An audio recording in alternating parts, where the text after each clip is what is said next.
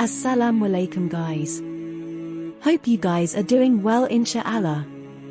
Today's hadith is from Sahih al-Bukhari 147, Book 4 Hadith 13. Narrated by Aisha. The Prophet, peace be upon him, said to his wives, "You are allowed to go out to answer the call of nature. If you like the content, please do consider subscribing. Don't forget to like and share too. And Insha Allah we will meet in Jannah. Salam."